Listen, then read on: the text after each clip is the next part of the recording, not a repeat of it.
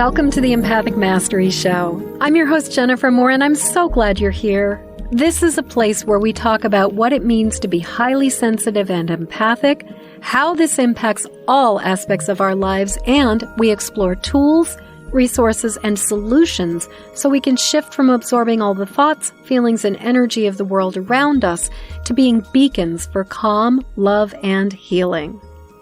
Hey there, everybody. This is Jen from the Empathic Mastery Show, and I have a lovely guest here today who I actually met when I had the privilege of being on her show a while ago. Laura Giles, LCSW, is a licensed clinical social worker, speaker, and author based in Richmond, Virginia. Her passion is helping people achieve their dreams and become empowered to solve their own problems naturally. Welcome, Laura. I'm so glad you're here. Thanks for having me. It's really nice to be with you again. It is really nice to be with you too. I know we had such a great conversation last time. I'm really looking forward to this one. And I just sort of to let you guys know, Laura and I are going to be talking about one of my favorite topics, narcissism or narcissists and empaths. And so, but before we go into that, Laura, I'd love to just talk about your experience as a sensitive person, as an intuitive person, maybe, as an empath. Like, when did you realize that you were maybe different than the average bear? Like, tell me about your childhood.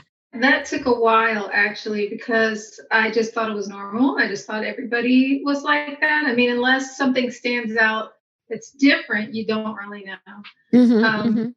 So in my childhood, everybody had something, the ability to connect. And it wasn't strange to talk about that. It was talked about openly, and not just with the spirit world or lots of different, it's hard to talk about your culture when it's everything you know, unless you're talking about something different. So that's why I'm struggling. Yeah. When I grew up, everybody around us was Christian.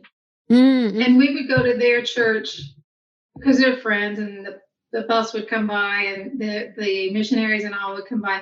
And we would go there because it was just part of the thing that we did in the neighborhood.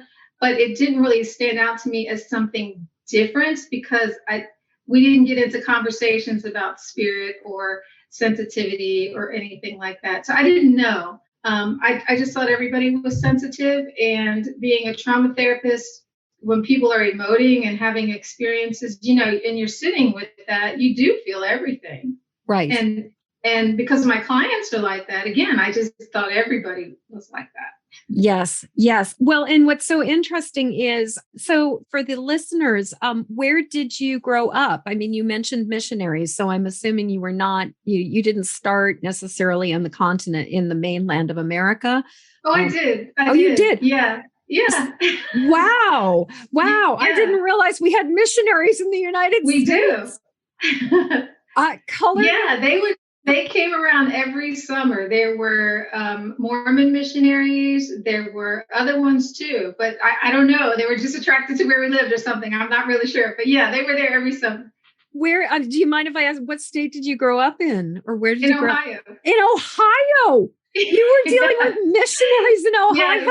Yes. Wow. I actually spent some time living in Ohio for a period of time. I never in a million years would have dreamed that missionaries would have been like coming around in Ohio. Yeah. But yeah, I just always sort of think of missionaries in exotic climes trying to convert the poor heathens. But Wow. So I'm really hearing, your experience sounds really different than a lot of people. When I'm interviewing a lot of people, their experience is that they grew up in a family of more often of muggles, of, for lack of a better word, sort of, if anybody's not familiar with that term, it comes originally from Harry Potter, and it's the idea of sort of people without any extrasensory abilities, without any magical qualities or anything like that. And so a lot of times, many of the people I speak to did experience a very stark contrast because they were the sensitive person in the family and everybody else wasn't. But what I'm hearing you say is that you come from legacy sensitivity and magical people. Could you share more about that side of it, because that certainly that's a very special and very sadly somewhat unique experience in my world, or among many of the people I've spoken to. Well, I think it might have been different too, because when I was very small, we grew up in a Air Force neighborhood. So it was multicultural as well. And I think that added to the diversity is normal. Yes. So, you're different in your way. The next one's different in their way. And even though I knew we were different, it wasn't like weird to be different because everybody was different in some kind of way. So it just wasn't really anything that we had a conversation about. It was just kind of accepted. I'm just having one of those like, wow, I'm just trying to put my thoughts together as I'm hearing you speak about this, because I'm like, of course, this makes complete sense. And I'm just struck by the contrast of so many of the conversations I've had where people grow up in much more homogenized environments, where they grow up, and where they are not experiencing that kind of diversity. And subsequently, it's almost like because there isn't diversity, there's so much more of a sense of like when there is one person who's an outlier, they stick out like a sore thumb. And so I'm really hearing you saying you grew up in a much more diverse environment. And as a result, it's kind of like everybody was an outlier in some way there. And so there wasn't the sense of contrast that when you're growing up in a homogenized environment, there seems to be so much more awareness of like, oh, I am way more sensitive than other people. No, it was very communal, and everybody in the neighborhood really looked out for each other. So there was a sense of care and comfort. And like I said, everybody was different in their own way. So I don't think everybody was sensitive necessarily. And they certainly weren't into the spiritual things that we were into, because my mom is an immigrant. And my dad is mixed heritage as well. So it was very different, but it wasn't in a way that you felt defensive or that you felt strange, or because we had such a wonderful neighborhood that was so caring and everybody looked out for each other. I mean, you didn't have to need for anything. Somebody would give you whatever you needed. If you were hurt, that somebody would come out and help you. There was always ladies at home to look out for the kids that were playing in the streets. I mean, we were always out playing, and it was so free and so just safe. Wow. That sounds wonderful. I feel blessed. I really do. Yeah, really. That just sounds so incredibly wonderful. Now, I know that that your podcast is Modern Animism, right? Yeah. And so obviously you have a spiritual path, somewhat similar to mine. Was this something that you inherited? Was this a legacy? Yes. Yeah. So your lineage is, Would you be open to sharing a little bit about that? And again, it's hard to talk about because it's just the lived experience of it. Yeah. So I'm not sure. I mean, it would be like when I ask new clients, tell me about your culture. I don't know, what's my culture? It's hard to say. What I can tell you is that it was kind of like that container. I don't know how that neighborhood vibe developed, but we also had that within my family in a different kind of way. Because, your mom, typically the hand that rocks the cradle is the hand that rules the world. And she came from an animist background, and that's just her. And so that's what she gave to us. And so it was something we didn't really talk about, but it was kind of invisible, and that formed the foundation of my life for sure. So everything is sacred, alive, and connected. And that has been with me from my first breath, I think. Yes. Absolutely. And so I'm imagining, I was just thinking, for anybody who's not familiar with the term animism, would you say that the definition of animism is that everything is sacred and alive and filled with spirit? Would that be the way you would define it? That's the way that I define it, yes. And I think science shows that too. I mean, everything is energy. Energy vibrates. It's intelligent. It responds to thought. So I don't think there's any disagreement with that at all. Right. Well, unless you go to seminary. No, you're right. You're right. Yeah, because I mean, I'm also, when we were learning the terms for spirituality, the one that sort of landed the closest for me was panentheist, in the sense of my experience of the world is that everything is filled with the divine, everything is sacred, everything is alive, everything has spirit, everything is. Very similar. And, and to me and you, this is just like a duh. Like, I mean, it's like oxygen. And yet, and I was not raised Christian either. And so it was very interesting for me choosing to come into graduate school and go to seminary and have the experience of being like, wow, these people's perception of the world is completely different.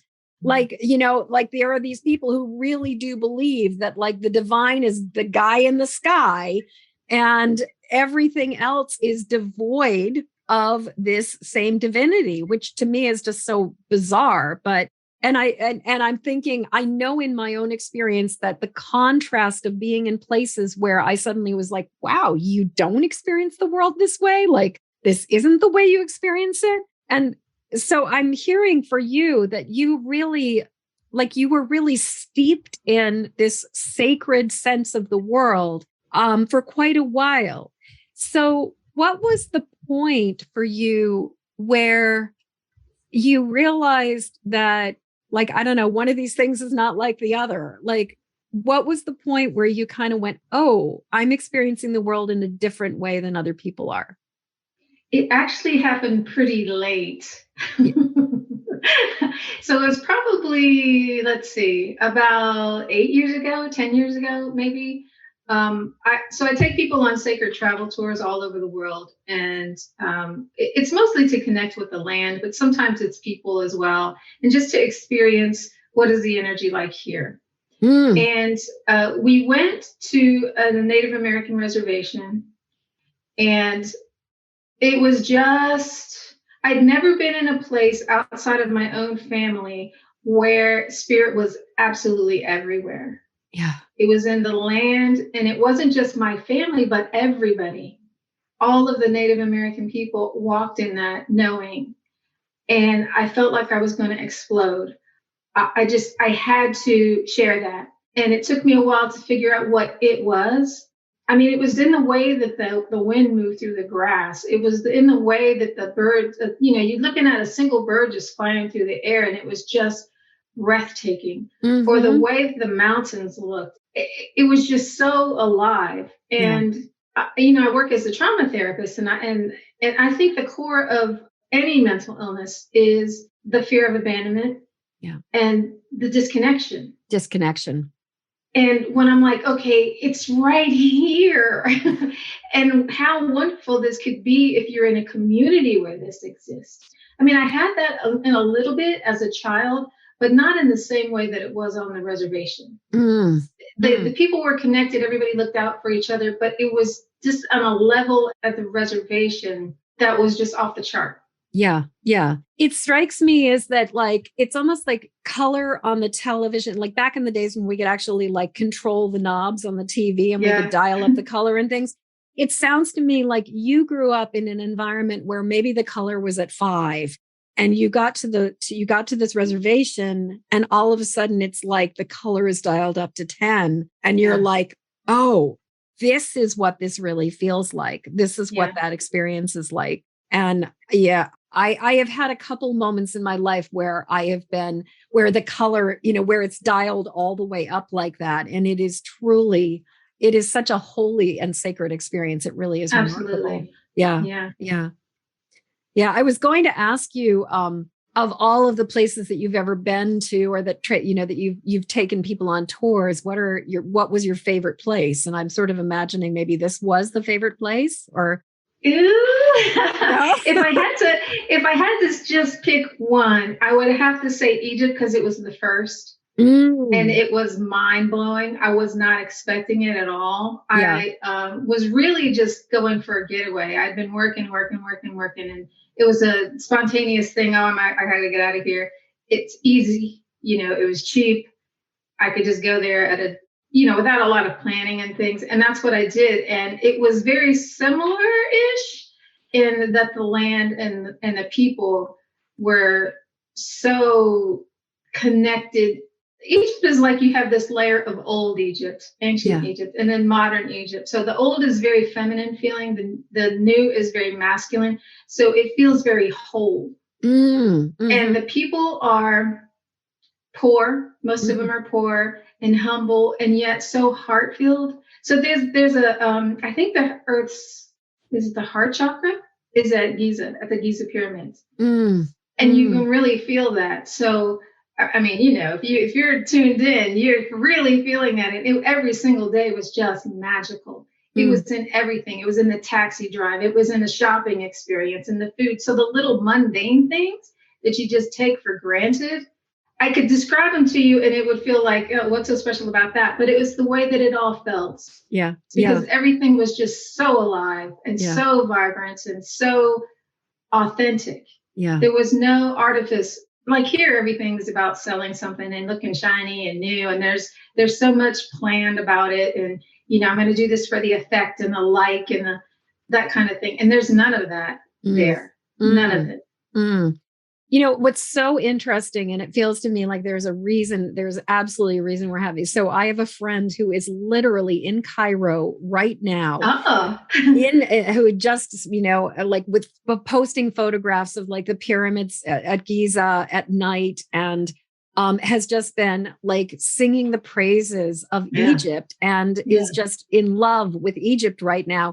And so it is like, it's just so interesting that like literally within the last like 24 hours, I just keep hearing about Egypt and how magical and sacred and wonderful, and how wonderful the people are, because that is something that she's been talking about too. And interestingly, she also was saying that she just went and saw a dentist and basically got like a crown that would have cost like at least, like $1,500 or something here in the United States. She paid like $130 and just got like this gorgeous crown replaced. And so she was apparently dental work is really, really wonderful and reasonable in Egypt. So that total non sequitur, but just, hey, if you need dental work, go to Egypt. But so I'm loving how that experience of being in these places where it's almost like the color is dialed up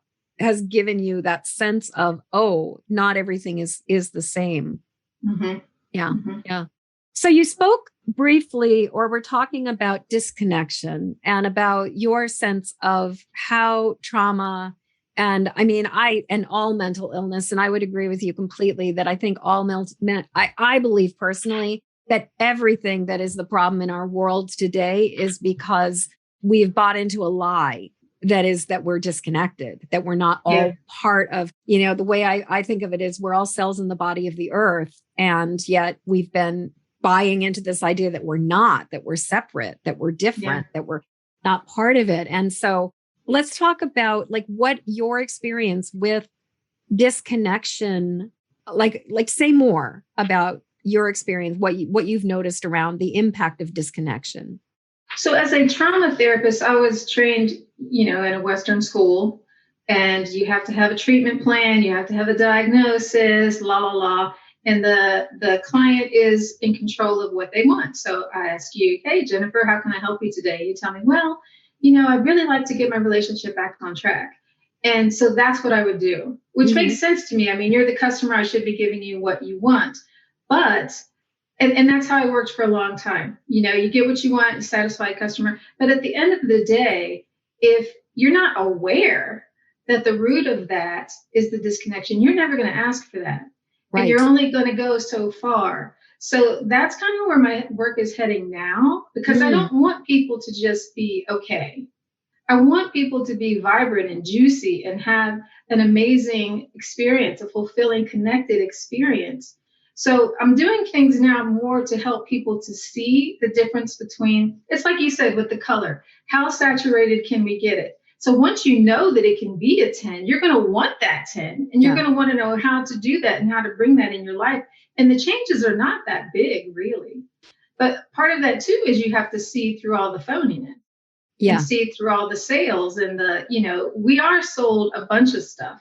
You have to have this degree, you have to have this fancy car, you have to have this, or else you're a failure. And none of that stuff really matters. I mean, Egypt, everybody's poor. Yeah. And the Native American reservation, everybody's poor. And it did not matter at all.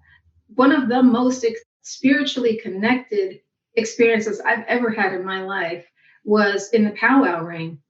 When the veterans came in and they called to the ancestors, they came.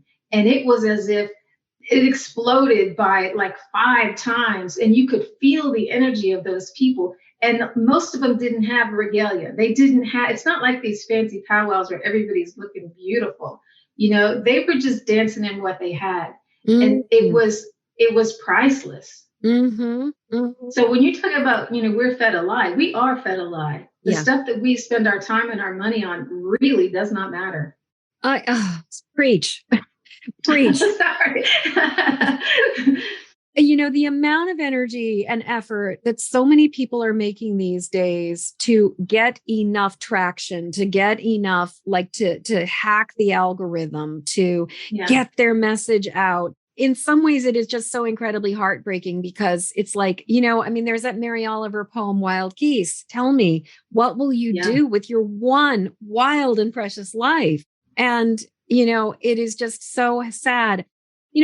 Something you're talking about that I want to kind of unpack from the standpoint of sort of the therapy, and where you were talking about you were sort of trained that, somebody comes to you, you're going to be client directed. You're listening to them, you're responding to them, you're moving from them.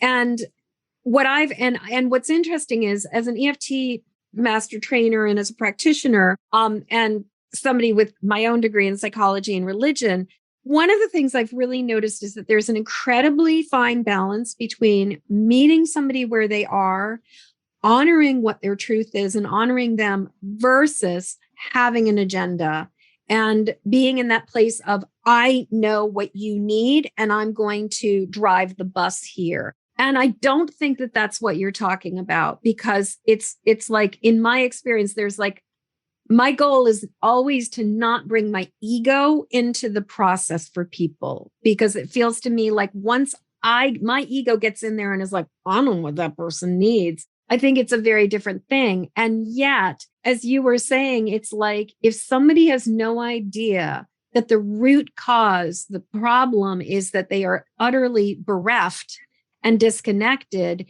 then they're going to be looking at the surface layer of the issue, which is that their marriage is challenged and that they're scrapping with each other and they're unhappy.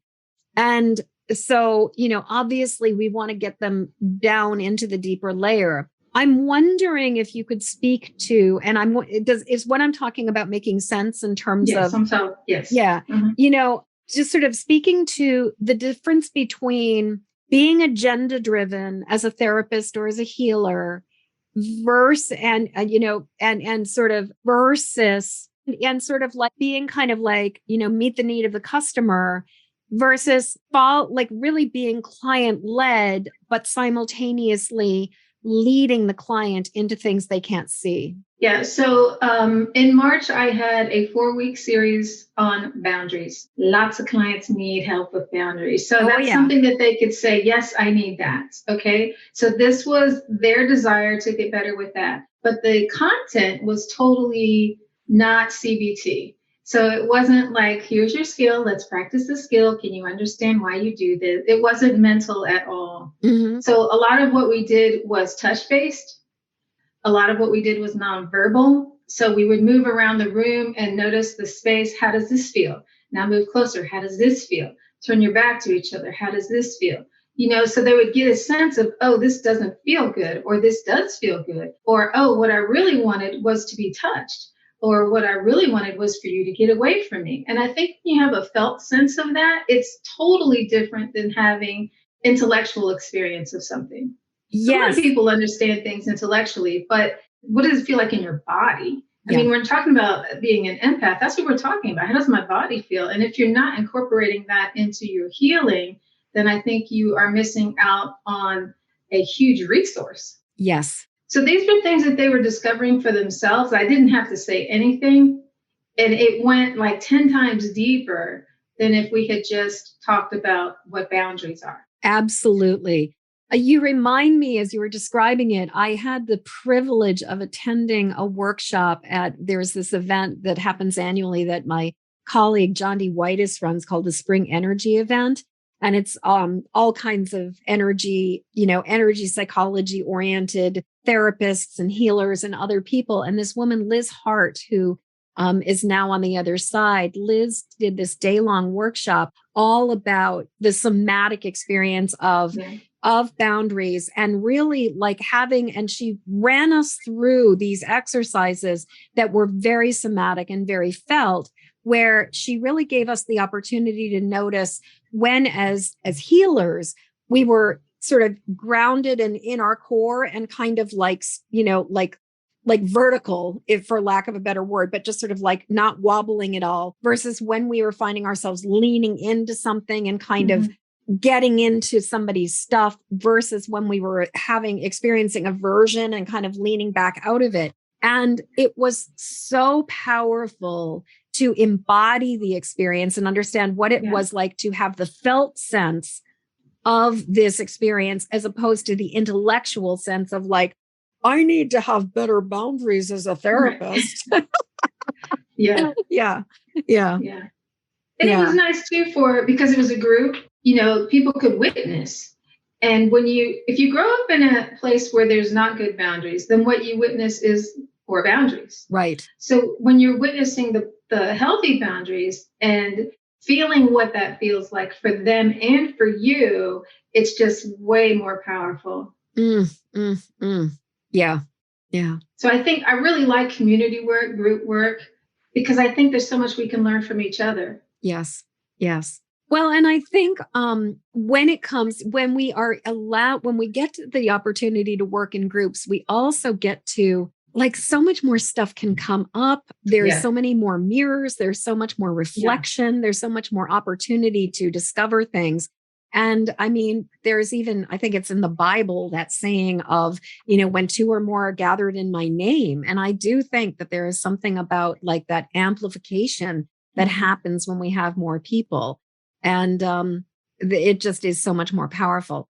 So I know we talked about talking about narcissists, and I'm sure that the audience is like, when are we going to talk about narcissists? So I'm imagining that there's probably a fairly, I'm sort of imagining that disconnection or feeling disconnected and narcissism, there's an intersection between that. For sure. Yeah. So maybe we could start there and see what opens up from that piece of conversation. Yeah. So I'm a trauma therapist. Almost everyone in my practices has PTSD or CPTSD, and borderline narcissism. That is all right in there too. Yeah. So a lot of my clients are narcissists. Wow. Yeah. They say narcissists don't go to therapy, but they do. Typically it's because of, I'm going to leave you if you don't get some help, that kind of thing. But some of them are very aware that they're disconnected. And some of them are really distressed about that. Yeah. And they know that it exists and they want it. So while I am on the page of, the best thing for you to do is probably not have a relationship with one, because it is just so toxic and painful, and you're not going to save them. They're suffering from the disconnection too. Right. And when you don't know how to do anything about that, and you have so much shame, and it is so deep that, as soon as you get vulnerable, your first impulse is to strike at the person so that they don't strike at you. Yeah. Then the outlook for that is not really good. Yeah. So they do get better in some ways, but does that change? It hasn't for me yet. I would like to say that day is coming, but it hasn't for me yet. Yeah. So I'm wondering if, we have in some way, let's actually talk about the definitions or the diagnosis of narcissism. Let's actually define it. And because I think that we have a very I think we have an inflated sense of what a narcissist is in our culture. and that there's a way in which like we're looking for very extreme behaviors, the extremely abusive, controlling ex who it's all about them 24/7, or certain politicians who shall remain nameless, who are very, very, very self-absorbed. But I'm wondering, like, what does it mean to be a narcissist? What does that, what does it really look like? Yeah. So the DSM definition, I don't see anybody like that. Right. Yeah. And I've worked in domestic violence. I've worked in courts. I've worked in a prison. There's probably some in the prison, but what I'm talking about is kind of, I think it's actually bred by our culture, because we are so, we're number one driven, and which I think is good, healthy self-esteem, but we're also entitled. We're also, it's kind of like in the old days, the aristocrats, they were all about, maintaining their status and marrying the best and preserving their money. Well, that's trickled down to us. So that's like your average guy. We've got to be the best. You got to keep the name up, got to keep up appearances. And so it's in our culture. Yes. And when it gets to the point where you can't see anything else, when you're perfectionistic, when you're, it's all about that, then you pick up these narcissistic traits. You may not be a full-blown narcissist DSM, but it does give you enough that you're miserable and you can't connect. And, you are anxious about being vulnerable with people, because what would they say if they know that I, had some weird habit or something? We just can't be human anymore. Right. Well, and one of the things that, that I found interesting around the idea of narcissist is that we tend to look at the narcissists in terms of the ones who are just like really bombastic and really over the top. Like, I think that's the general idea that our culture has. But we also have the narcissists who are kind of more on the sort of the victim narcissist, or the one where, it's all about the misery, the difficulty.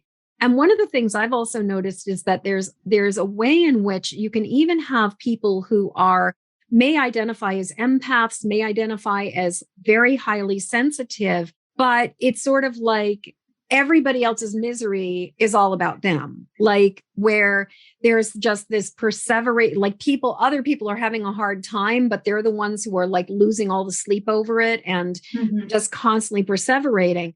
And while like from the outside, they might look like very selfless, very altruistic, very, very caring people. The truth is that it's their drama and their engagement with the stuff, that it's not really about that other person, because they're the one, like they're the ones who are taking up all the oxygen in the room with their distress about the fact that other person is distressed. I don't know if that's something you've noticed or experienced. Oh, for sure. Social media is full of that. Yeah. But in my office, we don't entertain that. Yeah. We don't entertain that at all. So if somebody is really committed in doing that, then I'm not the person to help them. I'm imagining that people don't come to you because they're like, I'm a narcissist and I need help. I'm imagining it's more likely that they're like, my life isn't working and I want it, and I'm lonely and I'm miserable and I want this to be better. So do you help them to recognize their narcissism, or like, how do you navigate that? Well, the cool thing about the way that I work is because a lot of it is right brain stuff. So it's not words. We don't talk about story. I don't even need to know what your story is. It's really body-based, energy-based stuff. Yeah. It kind of comes intuitively. Yeah. Because when you take all the crap out of the way, what's underneath there is you, and it is love. Yeah. So if I've been blaming my mom my whole life for my stuff, and then I realized, oh my God, she did the best she could. Now we say that all the time. We do. But when you feel it, right, it's a totally different thing. Totally different thing. And people get a felt sense when they release. It's a felt sense. It's a knowing. Yes. It's not intellectual at all. So then they start to see their stuff, and then they start to see how they contributed, and hopefully they take responsibility. If you do it enough times, they do start to take responsibility, because the shame goes away too. They just realize, okay, mom was she's human and dad was human and my next door neighbor was human. Oh gosh, you know what? Maybe it's okay for me to be human too. And you've got to be there if you're going to have relationships. And I think that was one of the things that I really got from my first trip to Egypt, because that was the poorest that I've ever seen of any person in my life. Wow. And up to that point. And they were so joyful and they were so generous. And my idea of poverty up until then was that poverty is misery. And you want to avoid that at all costs, because then what would you possibly do? And it's just not true. Right. Well, and I mean, this could be an entire book. This could be an entire episode, multiple episodes. It could be the theme of an entire podcast, if just thinking about like what our culture defines as poverty and what our culture defines as wealth and richness, and how so often I was having a conversation with some friends the other day about the fact that at this point in time in America, there are storage facilities popping up like mushrooms everywhere, because people have so much stuff that they don't even have space in their own homes, their own apartments for it. They have to like put it into storage units because they've got more stuff than they even know what to do with. And this soul level of disconnection, this soul sickness that I think we are suffering from as a culture, where so many people are like the idea of material wealth is the solution. And yet, if anything, it's driving us even further and further and further apart. I agree. Yeah, I agree. Because when I first started traveling, it was absolutely a luxury. If you had gone to a few countries, you stood out like, oh, you're a world traveler. Everybody travels now.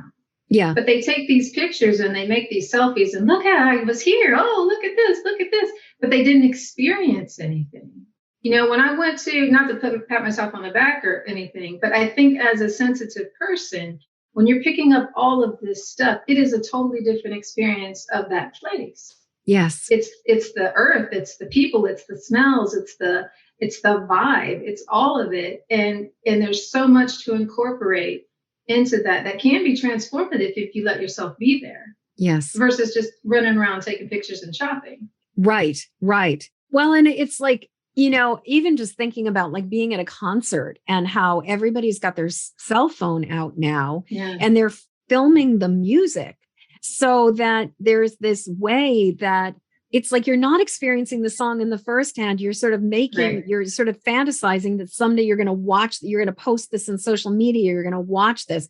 And I will say, I am certainly guilty of certain concerts that I've been to where like there's been a song that I really love and out comes the cell phone. And in some ways, I'm grateful that I have the memory locked in. But on the other hand, it's like, how much of the lived experience are we missing out on because we are turning it into an influencer moment? Right. Yeah, I was really lucky with my mom when it came to traveling. My mother was really loved to have the experience of like the real experience. So we would often take public transportation in different places. We would go to the actual, like the native markets as opposed to the tourist markets. And so my mom was way ahead of her time in many ways around this, because she wanted that real experience. So often we would not stay at the resort. We would stay at, a much more sort of small, quiet, like no frills kind of space. But I feel like as a result of that, I definitely got a much stronger sense of the actual place. Yeah. Than I would have if I had just stayed, like gotten on the tour bus and, stayed in the 5-star hotel. So it's a very, very different experience traveling.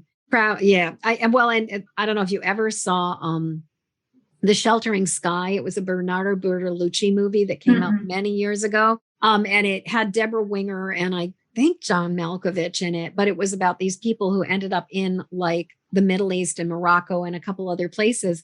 And it was sort of this idea of the difference between perceiving yourself as a traveler versus seeing yourself as a tourist. And they were very clear. They were like, well, we're travelers, we're not tourists.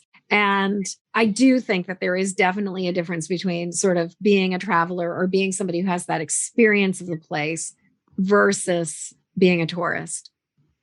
And I think we could apply that to our lives. I think a lot of people are tourists in their own life. Yes. And I think the narcissist is definitely a tourist in his own life.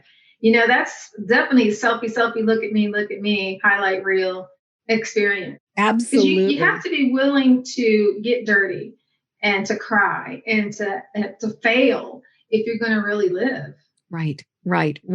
And yet, as you were saying, you have to be willing to get dirty and you have to be willing to cry. And yet on the other side of it, it's so funny because you get these performative dirt, performative crying, where it's not necessarily authentic, but it's, it's just so sad. Like even real, just like how there's a way in which people will try to use performative emotion to get that kind of response and get that kind of reaction. For me, one of the things that I believe about narcissists at the very core is that there is a profound lack, like a profound wound of feeling invisible, a profound wound of feeling like there is this deep disconnection, and that so much of the behavior, so much of the performativeness, whether it's perseverating or just being over the top bombastic, feels to me like it's very much about trying to get attention, like trying to be seen,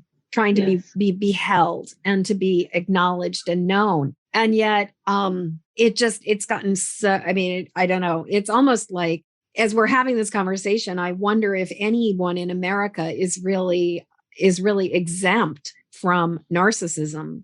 Yeah. Yeah. I think we do have pockets of places that are safe. Yeah. And I see women leading that. So things like moon circles and talking circles, they're vulnerable places where you can show up. And so I lead both. And we just actually had one. And somebody was over the top. I think it was authentic for them at the time, but they were certainly acting out. And it's your time, it's your space. You can do whatever you wanted to. And it was already theirs. They didn't need to be dramatic to have it, but I think that was happening out of habit, maybe. Right. But that happens a few times, and then you kind of clicks and be like, oh, you know what? I don't have to do that. Right. So fortunately, we have it often enough that if there's one, and not more than one at a time. Yeah. I've noticed with some of the groups that I've been involved in or been facilitating that more often than not, if somebody is new and they're in a place where they've maybe never really been heard, there's a lot of they'll take up a lot of space initially. Like even if there's guidelines or suggestions of let's all keep it, keep your share to X amount of time. And there's inevitably that one person who just kind of goes a little bit beyond it or just takes up that little bit of extra room. Most of the time I've noticed that people will kind of it's almost like they need that extra little bit of oxygen at first because they've been so deprived. And then once they start to feel the support of the community, they sort of come around and they sort of fall into the rhythm of the group. But every so often I'll notice certain people where they don't seem to understand their relationship to the space in relation to other people. And they always take that extra minute. They always take that extra space. They always it's always just a little bit off.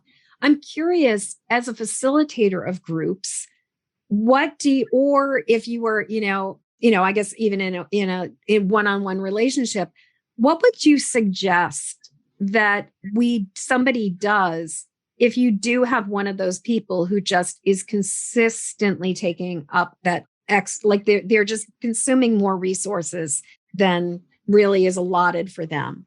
I don't have a problem setting a boundary with that and just shutting it down. The rules are established, and I was going to say I'm loose with that. I'm not loose with that because it's everybody's time and it's everybody's space.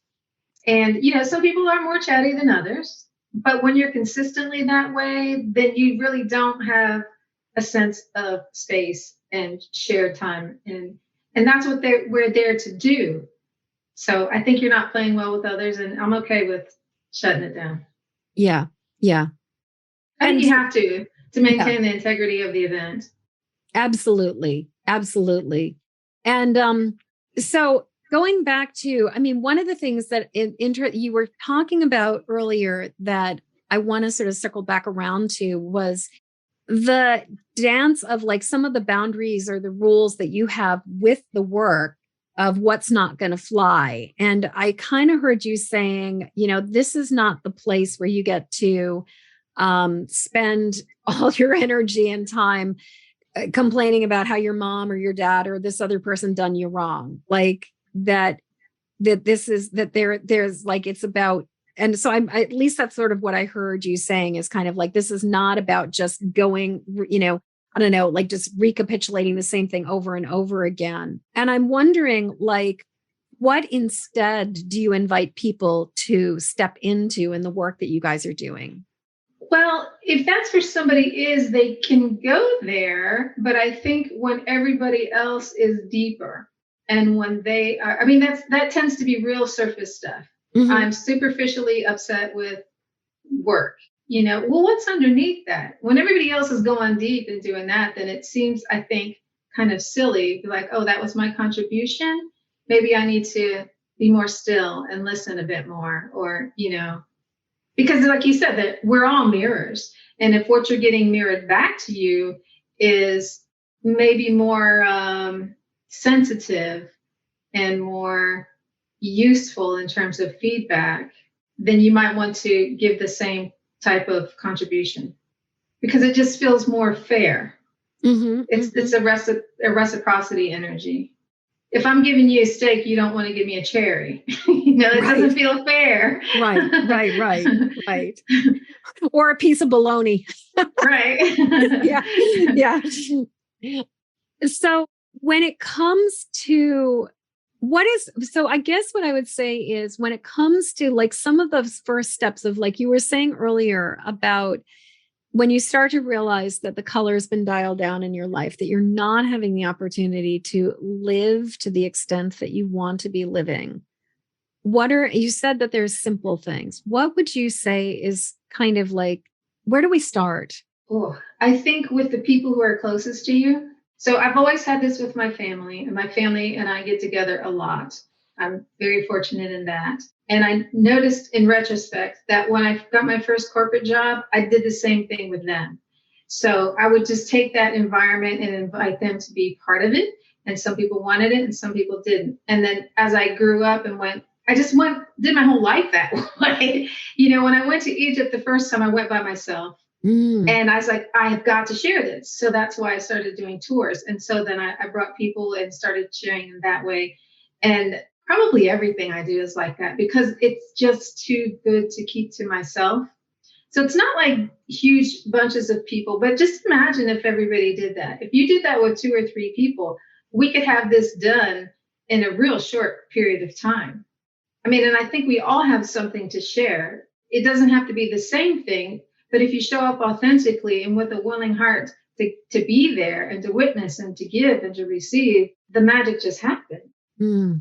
Well, when I was in Egypt, one of the things that happened was, for the first time, is we were out in the desert and there was a desert wedding. So they're peasants and everybody contributed. They killed a camel, animal lovers, but everybody ate. And the wedding lasted for 7 days. 7 days. That's just how they roll. Yeah. So that's what I mean. It's stone soup every day. Yeah. Everybody contributes a little. And it's not necessarily, somebody's drumming, somebody's bringing some food, somebody's sewing, somebody's doing something, but together they make it something wonderful. Yes. And I think we can all do that in whatever way that we can with what resources that we have. Absolutely. Well, and as a culture right now, we are being encouraged to silo and silo and silo. And that everybody's like, there's this sort of guarding, sitting like we're becoming dragons on our hordes of things. And yet, what you just said is it's like when something's so good, you just, it's like, it's too good not to share it. Yeah. And it really sounds to me like in some ways, like maybe that's really where we get to start is it's too good. It's just like sometimes things are just too good not to share. Yeah. And maybe the question is, what in your life is too good not to share? I love that. Yeah. And how can you start sharing it? Mm-hmm. We all have something. Yeah. Yeah. Laura, I know I told you I was going to say this, and I always say this at every single time, and I mean it every single time. I cannot believe how quickly the time has gone by. We're coming in on the top of the hour, and I want to be sure that we have a chance for you to say anything that just feels really, really essential and really crucial. So if there was, what, if anything, feels like I will kick myself if I do not say this before I'm done with this conversation? I hope that everybody that's listening will risk loving just a little, just a little. It makes such a difference, not just for the people that you give it to, but for you. I think that's what it all comes down to. Just a little. We all need a little bit more. Oh, risk loving. That's so beautiful. This conversation has been so delicious and so totally different than the narcissistic way we talk about narcissists. So often the conversations are like, he done me wrong, And I just really, this has just been such a delicious conversation because it really feels like it's been from what I'm really taking from this conversation for me is it's really about turning the lens away from looking at the individual ego in the mirror and really looking at the circle of life that is around me and recognizing how much I am part of community as opposed to just kind of, siloed in my own little misery. Yes. Yeah. I think that's the key, the way out. It's totally the way out. Yeah. Yeah. So I always love to ask this question towards the end. It's interesting because for you, so many of the empaths that I interview did have childhoods where they felt lost and bereft and confused and like where stuff was really hard. And so it's kind of like going back and giving a message to that part that was going through a difficult time. But I really believe is that podcasts are magical and that not only do they project, is there like they exist long after this conversation has been had, years from now, people are going to be listening to this. I also believe that message ripples back in time as well. And I sort of think of this recording as like a ribbon in time that can fold over and we can touch a point where you can give a message back to a part of yourself that needs that message. So my questions to you are, one, the first piece is where in time, who is it? What part of you needs a message? Where are you going back to? And what are you going to tell her? I think kindergarten. Kindergarten was the first time I saw people who were not like my family. And it was very exciting. And I would tell that part of me to hold on to that excitement, that curiosity, that wonder, because it is going to serve you so well.